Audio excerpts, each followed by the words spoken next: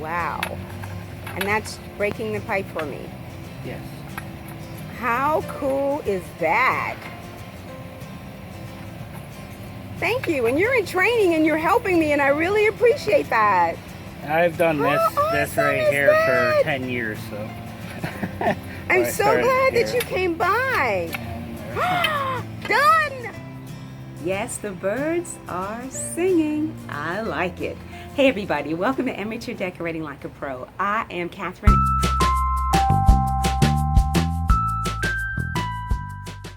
This and you rim it, and it takes that sharp edge that we just cut off.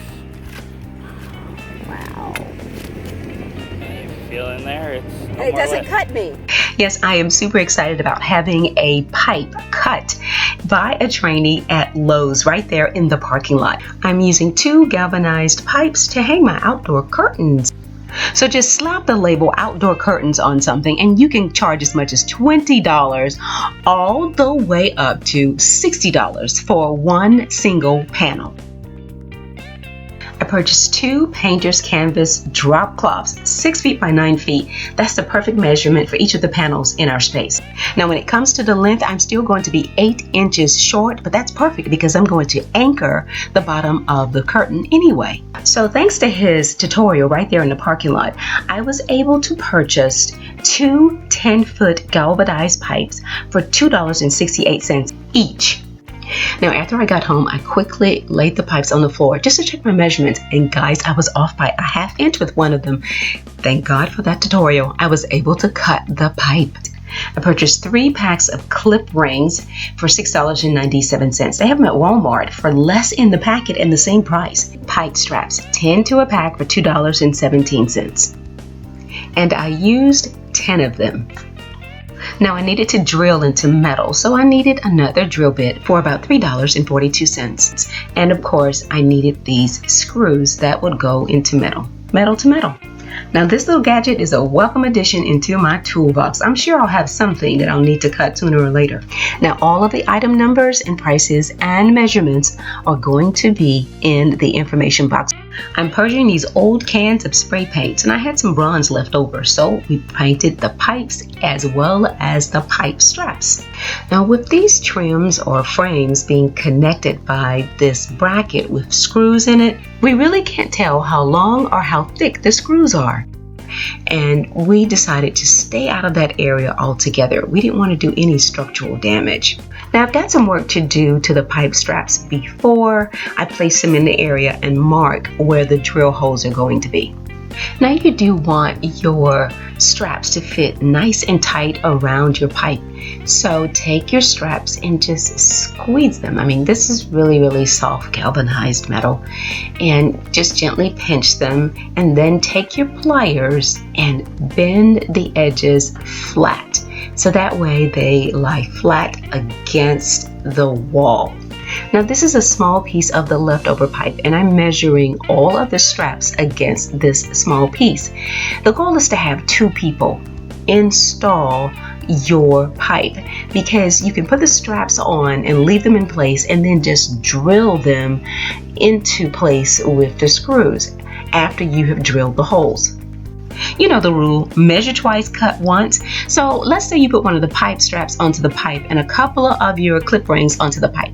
Just kind of make sure you have that right location so that those rings can slide back and forth with ease.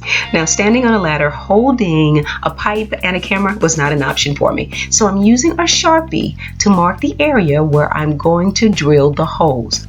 The painter's tape helps me to see the area better. Now please make sure that you're wearing protective gear. You are drilling into metal.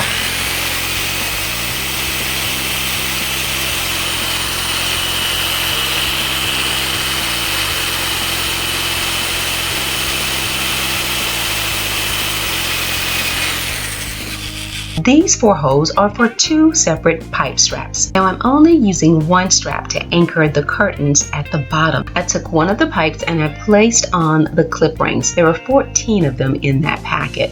I'm using painter's tape to secure down a couple of them on the ends so they don't slide off. Like I said, each drop cloth has 14 clip rings on it.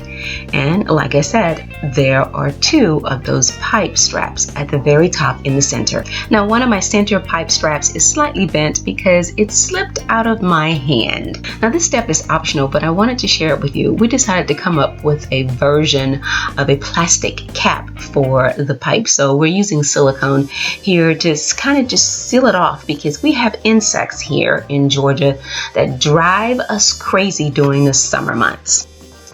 And there are my beautiful, free-flowing, long outdoor curtains made of canvas and keeping the patio cool. Now, we've got some bad weather approaching even while I'm editing this video. So I want to show you how I used one of the pipe straps with 2 of the clips in the middle, as well as on the bottom of the curtains in the center. And then on the outside, I placed one of the straps and one of the clip rings slightly below the center area. And again, I'm using one of the straps and one of the clip rings at the very bottom of the curtain on the outside. And like I said, last of the sunshine, guys. Let's anchor the curtains and get ready for the storm.